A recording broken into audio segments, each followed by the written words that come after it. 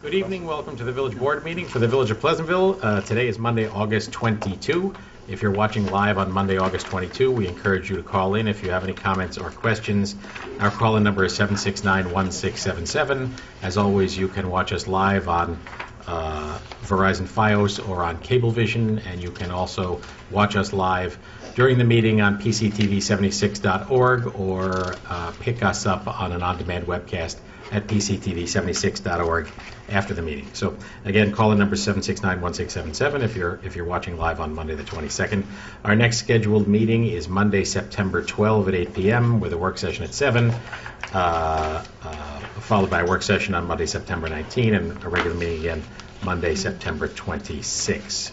Had a couple of announcements I wanted to make, and the first one is that all of us who were home yesterday encountered that brief but extremely intense burst of crazy weather. There was quite a bit of damage in several areas of the village, as well as lots of limbs and trees down all over the village. So I want to thank our first responders. When that came through quite suddenly, the Pleasantville Police Department and the Pleasantville Volunteer Fire Department were out instantly addressing what were a whole series of problems, lots of trees down, lots of wires down, lots of road closings, and thanks as always go to them. Our Pleasantville Department of Public Works mustered almost immediately and had a number of people who are close by working on the problems very quickly, and more people came in very quickly thereafter. So it was an extremely difficult couple of hours and an extremely unexpected, intense storm. So somehow or another, we have been through more of these lately than it seems are reasonable, but I'm happy to report that I think for the most part there are certainly some homeowners who suffered quite a bit of property damage. Nobody to my knowledge was injured in Pleasantville, but certainly there were some cars crushed and garages lost and eaves and roofs that got broken. So tough day all the way around, but really impressive service on the part of the police department, our volunteer fire department, and our public works crew. So, and thanks to all the residents. I know lots of people were out helping generally and helping their neighbors. So the spirit of Pleasantville was alive and well, even in a tough circumstance. So, any of you who have wandered around behind the post office, between the post office and Key Food, may notice that the former Lane Plumbing site, which is right behind the post office, which the village acquired in a purchase that we closed on back in May, is now a flat lot. As we mentioned to you the last time we met, we hired a firm to demolish the buildings that were on site and provide a rough grade. That has been accomplished, and the building is now gone. The site is big and open. There are now views through an area that hasn't been visible in a very long time, so I encourage you to wander down and take a look. We met a couple of weeks ago with our landscape and engineering consultants Insight and have new drawings from them tonight that we'll be looking at as well. Our intention in the near term is to turn that site into a parking lot. It looks as though in round figures we're likely to gain about 50 new parking spaces in the downtown and adjacent to the train station. We're looking at a bunch of options that would allow us to provide some sort of through traffic between Bedford Road and Manville Road on Cooley Street. At the moment, as most of you know, if you pull in off Bedford Road onto Cooley Street, which is the street that faces Mediterraneo, you can get down towards the end. There's some parking spaces back there, but you can't get through. We now own the Lane Plumbing site, which was one of the pieces of property that was in the way of a potential through street there, and we're looking at a couple of different options. There are some grade changes that we'd have to deal with, and there are some pros and cons in terms of how many parking spaces we get, and we also need to get the state to weigh in, since they are the owners of Manville Road, about what they would permit to have happen. But one of the things we're talking about is certainly the possibility that that parking lot could be reached from either side, and possibly that one might be able to drive through. So we're looking at all those options, and anybody who has any interest in that or any comments on it, we would be more than happy to fill you in greater detail. I think we'll make a decision on that pretty soon, but in the near term, it's a big and rather interesting open site. The Jacob Burns Film Center will be using that site as the tent location for their forthcoming benefit event, which is taking place in September. That turns out to be a benefit for everybody, allows that event to take place in Pleasantville, and it avoids some of the inconvenience that's been created in some past years when the Burns tent has been on the existing parking lot behind Dunkin' Donuts and the bookstore. So that's the report about the Lane Plumbing property. We're also, as you may recall, looking at the possibility of converting the former Ambulance Corps building into a recreation center. As some of you who watch our meetings regularly know, that project got designed as a modest renovation, went out to bid, and came back with numbers that were higher than anything we were willing to do. So Patty Dwyer and Mike Testa and a number of citizen volunteers, including Bob Middlestat, have been working, I think, on some alternatives, and hopefully, Patty, is it fair to say we'll have more to say about that in the next few weeks? Or I have to thank Bob Middlestat. He's been out there at least 2 or 3 times a week, visiting the site, talking to people, and I know he met with Mike Testa first thing this morning when Mike came back from vacation. Waiting in his office. To tell Mike, Yeah. what his assessment is, and I think within the next couple of weeks we'll be able to come back to the board with a modified plan that will hopefully meet the budget that we intended to set aside to modify that building. And, well, we're, that is good news, and we're working on it. thank you again, Bob Middlestat, if you're out there watching, or if anyone's out watching who can tell him we said that. He's the right guy to have on the job when you're trying to get something done. So it's really a good opportunity for us. The Ambulance Corps has lived in that building for 50 or 60 years, and it's a village-owned building, but we were obviously happy to have the Ambulance Corps living there. They have since moved to larger space because they needed bigger garages for the new rigs, and they're down in the former Thornwood Water District garage, which is right at the edge of the village, down off Garrigan Avenue. So that brought that building back into our inventory, and we've been looking at ways in which we could inexpensively convert it to something useful. And the opportunity to have some recreation activities down there is not only a nice opportunity and a way to create a little more customer-friendly opportunity for people to get in and out of the office, but also something that generates some income as well. So hopefully we'll be able to make that happen. I wanted to mention also that we won't be meeting again until after the anniversary of September 11th.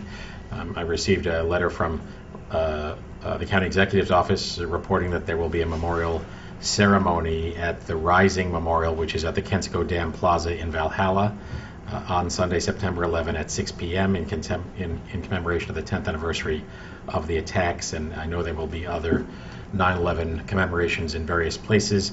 Some of you who are familiar with our own local family, the Garberinis.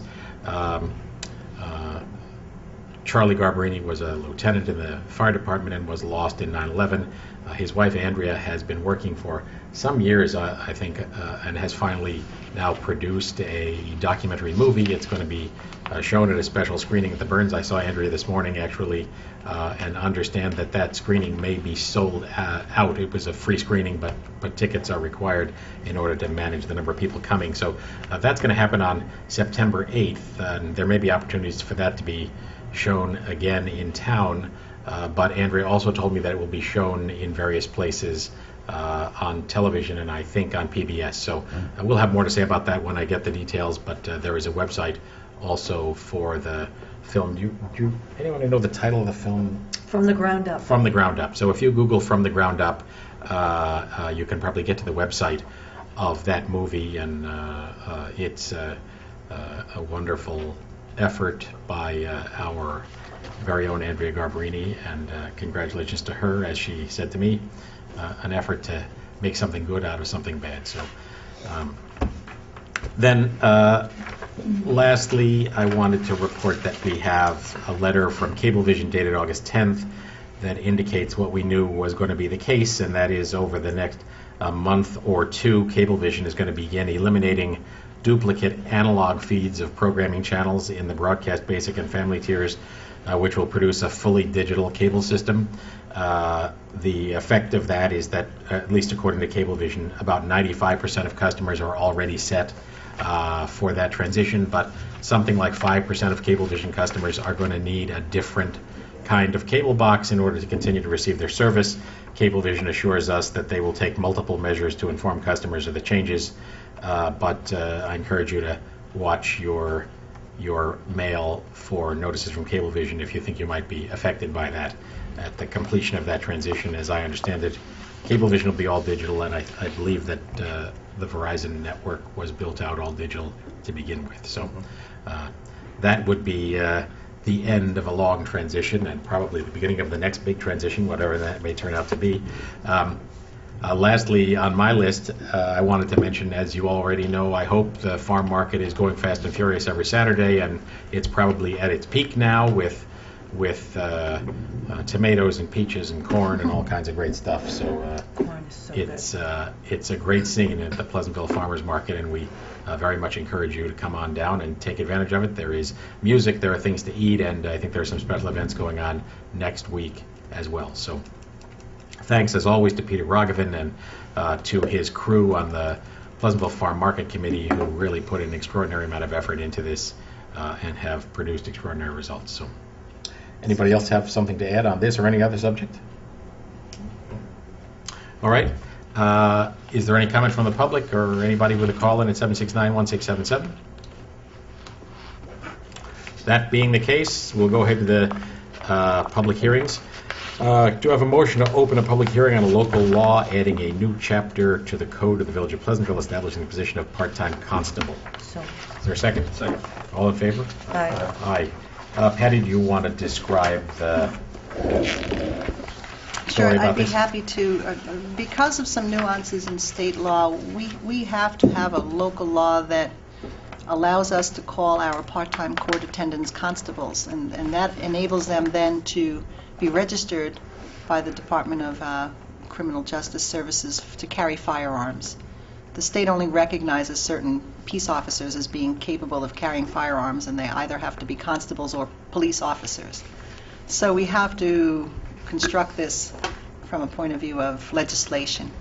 We already have these employees. We engage them on Tuesday nights for court. We call them court attendants. That's what civil service allows us to call them. But in order for them to be armed, they need to be called constables as well. So for those reasons, we are asking the board to put a local law on the books, creating these titles. So They're we can, currently armed.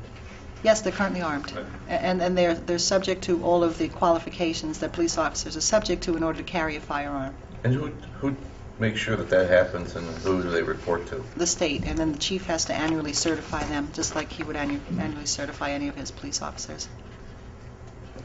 By way of background for anyone who's interested, this is a category that we didn't have some years back. Right. We did not have any security function in the courtroom, and the State Office of Court Administration a few years ago, in response to some unflattering news articles about activities in small-time courts elsewhere in the state, went through a sort of stem to stern review of local courts and came back with a set of recommendations. And one of the recommendations that came to us, like almost everybody else, is that they required that we establish a metal detector upon entrance to the courtroom and a security officer, both to manage the metal detector and to be present in the courtroom. So the State Office of Court Administration provided a grant. They bought us the metal detector. They bought us this big fancy desk we now sit at because it was required that we have a rigid permanent bench as opposed to the folding tables that we spent a good long amount of time sitting at. So all of that came to us through the presumed largesse of New York State. I don't know if there's any such thing. But the result of it is it adds to our budget the requirement to have these part-time peace officers, now to be called constables. But it's a relatively modest overall expense for us because our court takes place only in 2 time slots on Tuesdays. So it's a relatively short period of time, and these are officers that we share with some of the towns who They work in Ossining as well right now. Yes. similar gig elsewhere, and have also been highly regarded and been doing a good job for us. And who will be in charge of will they be responsible for their own handgun training, or does that become then our responsibility and cost? We're responsible for their annual compliance with training. I mean, you know, much in the way that our police officers have to go to training. We Right. furnish them with the ammunition and That's so right. on. We would send them. We would do the same thing. Right, So and- that would be an additional cost. We don't currently do that for these guys. Well, we do. We do They now. go, yes. They go annually for their firearms recertification. All right, and we pay for that now. So there wouldn't be any change in that budget line. No. I mean, I think I know what you're asking. It wouldn't be charged to the court. It's usually I'm charged just to the saying, police right now, I budget. just don't, I mean, if they're in Austining Right. and they're here, I'm not sure who's paying for their, they have to get recertified Right. every year. Yes, by both of I us, assume they have to actually. go to firing ranges and fire off X number of bullets to show that they can still fire them. Yes, yes. And who pays for that? And we were advised by Austining that certification was completed for one of their officers. Only one of our officers carries now because he's not recognized as a constable. So once we get him recognized, we can have him carry as well. And does that firearms training take place at the county police academy, like? Yes, just like our police Yeah. officers go. Yeah. And this is the same salary, same, by calling them constable, they don't move up in the civil service? No, the Okay. board can set the salary, which I think right now we're $22 an hour. Okay. all right. So can we share that expense with Austining? The training The expense? training expense? Well, no, we're both subject to certification. Since they work for two different employers, we So both they have to get do two it. separate certifications? Mhm. But they don't have to go to the range twice, And we- right? I mean, they come back with a certificate and, Well, yeah. Perhaps they do. That would they be do. government, wouldn't They it? do, because we're certifying that they've qualified, and we're not going to take somebody else's certification for all those But it's coming from reasons the of county, isn't it? liability. I mean, it's from the county, the firearms certification, isn't it? Well, we do the annual training. Yeah, I see. The original, yes, the original comes from. Right. But Okay. annually, we'd have to All certify right, that they've so- been Although we don't Uh, furnish them with weapons. We do not. They have their own. And they're sanctioned by our department, they're Mhm. the same, whatever it is, gauge, Mhm. size, you know. They're No, AK-47s, no. Brian. But I mean, you know, we have a certain Right. standard in our department, and, you know, do they then? Well, go on they're that same qualified, standard? whatever they're qualified for is what they're allowed to carry, so Okay. my understanding is it's a similar handgun to what we use. All right, well, if, any further comment on that? Any comment from the public or call in 769-1677? I mean, I'm just to say it, I'm just not thrilled, and I wasn't here when this all happened, I'm just not thrilled about having more weapons in our courtroom. You know, it's just a chance for things to happen. And I understand the necessity for it, but it just doesn't, I'm not jumping for joy about this, so there it is. Well, I mean, where do you go with that? I mean, I understand. No, I you're understand saying- that I understand the I sentiment, wasn't but, here you when know, this bench was built, for example. I wasn't here when Yeah. those two. We didn't really have a choice, Brian. We had no Well, choice. Exactly, Mandate. I understand that. Right. I'm not making a comment to us No, I or you or understand. anyone else. I'm just making a comment on On society. on society. That's true. That suddenly a small town Yeah. courtroom has to have two weapons I in know, in I it. know. And I'm not, They're not, I'm not they're not two thrilled. officers at once. There's just one officer at any given time. one weapon in it. I mean, they don't carry two on their, No, but if you'd like to get licensed, maybe it's not. All right, is there a motion to Oh, close the Brian, public I hearing? can't see it. So moved. Second? Second. All in favor? Aye. Aye, public hearing is closed. So we can move to the resolution. Steve, 176. Resolved, the Board of Trustees hereby approves a local law adding a new chapter to the code of the Village of Pleasantville, establishing the position of part-time constable. And the text of the code essentially follows the outline of criteria and procedures pursuant to state law. And of course, this position, where certification would be established, as we had been discussing in our previous public hearing, to allow for our court officers to be a more, what would you call it, kind of position, regulated position, Hmm? Civil service. civil service regulated Right. position. Mhm. Okay, so is there a second on that Second. resolution as further stated in the record? Any comments or discussion? All in favor? Aye. Aye, motion approved. Indy 177. Resolved that the pre-check register dated August 22nd, 2011, covering check numbers 70249 through 70351, has been reviewed, and they are hereby approved as listed below. The general fund, $247,884.06. Water fund, $149,375.45. Capital fund, $135,980.29.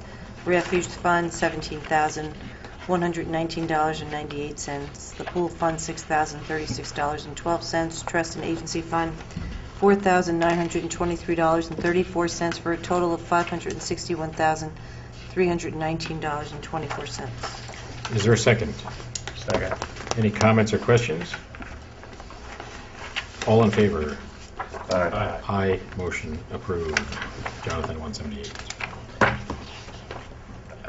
Resolved that the Board of Trustees has reviewed the minutes of the meeting held on Monday, August 8, 2011, and they hereby approved. Any comments, corrections? I think it was just such a well conducted meeting that there can't be any problem with these minutes. I'd like to have a Is there a timeline. second? Mindy is making reference to the fact that I was absent and she, It was a very well-conducted meeting, indeed. It was. we are eternally. You asked for comments, We are and eternally so I in gave your them debt to you. for the remarkable service delivered to the village. Thank you very We're going to All in certify favor? these. Aye. Aye, motion approved. Number 179. Resolved that the Board of Trustees hereby approves the following block party requests. Willis Place, Saturday, September 10, from 3 to 9. Sunnyside Avenue, Saturday, September 10th, from 3 to 9. Is there a second? Second. It's been a season for block parties, a great tradition in the village of Pleasantville. Any comments? This one's mine. All in favor? Aye. Aye. Aye. Aye. Block parties approved. Number 180, Steve. Resolved, the Board of Trustees hereby amends the fiscal policy of the Village of Pleasantville to address aged receivables. In addition to the code would be that aged receivables will be reviewed annually by the village treasurer. The village treasurer shall advise the board on disposition of aged receivables deemed uncollectible. Is there a second? Second.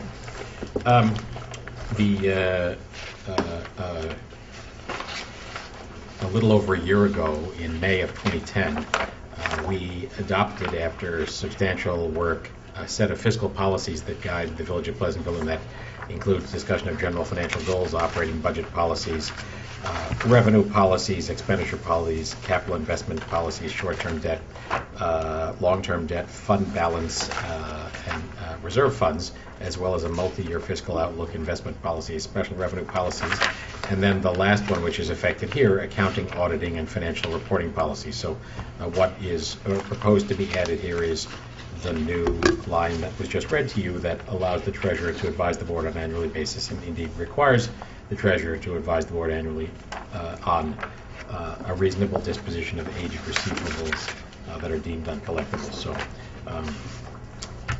it's a logical step to take that avoids a circumstance where we carry, in some cases, a receivable that is clearly not collectible that shows annually in our audit. So, all in favor? Aye. Aye. Motion approved. Number 181. John? No, Mindy.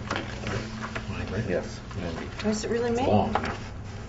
Resolved that the Board of Trustees of the Village of Pleasantville hereby authorizes the village administrator to sign the permit renewal for food service establishment with the Westchester County Department of Health at the Clinton Street Center.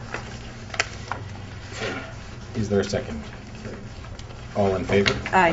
Aye. Motion approved. Jonathan, 182. Resolved that the Board of Trustees of the Village of Pleasantville hereby accepts the anonymous donation of the amount of $50 towards senior citizen programs. Is there a second? Second. Thank you very much. This is a rather regular event, and it's indicative of the level of support that Virginia and the senior programs have earned so well. All in favor? Aye. Motion approved. 183. Resolved that the Board of Trustees of the Village of Pleasantville hereby approves the following budget amendment. The amount will increase $40,564.99, and that will be in the expense budget code of judgments contractual services. Is there a second? Second? Patty, is this a series of items covered? The Verizon tax certiorari. Okay, That's so it's just one it's item. the single item. Yes, thank you. And we're drawing the Thanks, Chief. 40,000 out of fund balance. Yes. So, Patty, what I would find helpful, actually, because I've noticed this now happening, on these, I don't know if it has to be on the approval of the amendment or part of the backup, but can we just have a running tally because of unexpected or unbudgeted use of fund balance? So we can see through the year how much, because I don't think we budget, it's just Not coming out of budgeted, fund right. balance, so it was unbudgeted, correct? So it would be good for us to see kind of what that number is Not a problem. as yeah, I it agree. goes Right. through the I year. think that's a Okay. great suggestion, so. All right. Anytime there's an adjustment to fund balance, Yeah. we should probably give you a reconciliation. Yes, Yeah. please. Okay. Good idea. I mean, if it could actually be a two-column sort of running sheet of transfers from fund balance and also Okay. But didn't we, although... changes in the budget. I was gonna say. Right, the reconciliation would be, but as far as not planning for it, we did forecast a certain amount of dollars for certiorari, didn't we not? We did. And this was we one of have the ones some we encumbered. expected. We, We may, yes, it to is. Jonathan's point, I'm not Right. that confident to if say we- that. There are Right. some that we did anticipate and we've encumbered them, This one I think we did, if I remember correctly. So, but we'll find that out. okay. All right, did we vote on that? All in favor? Yes. Aye. Aye. We voted? Yes. Okay. Two other things I wanted to mention. This is the season when lots of recent high school graduates in Pleasantville are packing up and getting ready to move off to whatever the next thing is. Lots of kids going off to college. I know I have talked to a number who have either already left or are soon to do so. So a great transition in their lives and in their families' lives. So congratulations to all of you, and our thoughts are with you. Come back early and often, but not too early and not too often. So that also, I think it's worth noting that, as I mentioned, we won't actually have another televised meeting until September 12th, and at that point school will have already opened and will be up and running, and I have two requests to parents and to kids, and the first is obviously when school's up and running, it is a good opportunity to be reminded of reasonable traffic rules, and all of us get hurried at some points, but we want, expect, and intend to enforce the requirement that people travel at the slow required speed limit through school zones and be respectful and responsive to school crossing guards. Having a cup of coffee in one hand and a cell phone in the other is illegal behavior, and we hope not to see it. So I might also add, as we have mentioned a few times in recent meetings, we have had a spike in vandalism in various places and general trouble with kids hanging out in various places where we wish they wouldn't. We, as I've said before, hope, want, and expect that Pleasantville is going to be a welcoming place for everybody of all ages, and we hope, want, and expect that kids will feel comfortable doing reasonable things in reasonable ways at reasonable times. And so we will be engaging the community in a discussion about that as school begins as well, and have talked to the school as well. So that's an effort that will involve the police department, the school district, the village board, and most importantly of all, parents and kids. So as is the usual story, it will produce a lot of discussion about problems that are caused by a relatively small number of people, but if everybody's aware of the issues and everybody can be part of the solution, hopefully we can look forward to a little bit calmer fall than we've had over the past few months of the summer. So it's an important discussion to be had, and we ask that you all listen. Well, I just want to punctuate that because you said it very nicely, a lot nicer than the emails that we've received from communities and neighborhoods are, quite frankly, just fed up with the abuse that they're taking at the hands of, whether it's just a few kids or whether it's a lot of kids or whatever. There has to be a solution. There is a solution, actually, which involves our police force in cracking down on the behavior, which I don't think any of us want to see happen, but lest you think that the mayor's, polite way of saying it is merely a glad handing. It's not. We're under increasing pressure from neighborhoods to, corral and control and actually arrest these kids. And quite frankly, seeing no other option, I tend to agree with those neighbors. They're living in Pleasantville. They expect a degree of respect and kids responding to their polite. I'm sure it doesn't end up being polite, but starts off at least with polite please to move on. You need to respect the neighborhoods as well, and that mutual respect will get us through. If it doesn't exist, it'll have to be dealt with, and it's becoming more and more critical, and we're running out of options to do it, quite frankly, as neighbors have just had it. So I would put a little bit more urgency behind the mayor's message than what I heard, because I think that urgency's out there. Eddie, can I just say, maybe this is under the category of,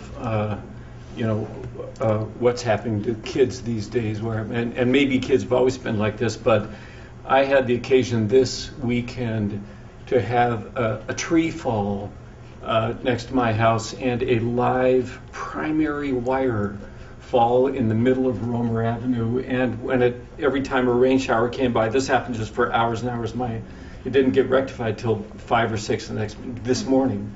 But when it rained, you could see it was just campfire in the middle of the road. Jonathan saw it. But when it was dry, there was nothing. So there were all kinds of barricades of Con Ed hadn't come yet. The Con Ed person wasn't there, but there were barricades and cones. And kids were riding under the yellow wire, just sort of right around this wire, which had they touched the wire, they would have been dead. If they had ridden their bikes over the wire, they would have been dead. Now, finally Con Ed came and saw this behavior by these kids. I mean, what kid? Had to really go through the barriers to do this. When they saw this, Con Ed these guys were ready to throttle these kids. And you just wonder, what is it about these kids? They see these barriers, they see this yellow tape everywhere, they see the tree down, they see this wire, and they're just disregarding the danger. And this is a lethal danger. So I would say to your parents, at least talk to your kids about that. If you see a wire down, we have increasing bouts of bad weather, tell your kids to stay away from the wire. If it's a phone wire, you're lucky. If it's not, you're not lucky. And it's a good thing that somebody wasn't killed yesterday. So, We've had too many occasions in the last year to make the point that the dividing line between everyday bad stuff and tragedy is a very thin one. And Brian's point is well taken, and Jonathan's as well. What we mean to say to everybody is it's pretty apparent that things that have a right side up and an upside down are supposed to stay right side up, and turning them upside down in the dark at night isn't going to fly. People paint their houses the color they want. They don't want you helping to decide how to paint a different color. Fences are meant to stay intact. They don't look better when you start ripping pieces off them. Bushes that we plant downtown are intended to stay planted, not to be ripped out, not to be torn, etc. So, there are a whole series of problems we've had. We don't need to go through it ad infinitum, but the reality is we've had a lot of trouble with this, and we intend to do everything we possibly can to stop it. And so that'll be the subject for further discussion over the course of the fall. So, all right. There being no further subjects, is there a motion to adjourn? So, Second. All in favor? aye. Thank you all. Appreciate your time and attention. See you all again at our next regular session, which is on Monday, September 12th. Good night.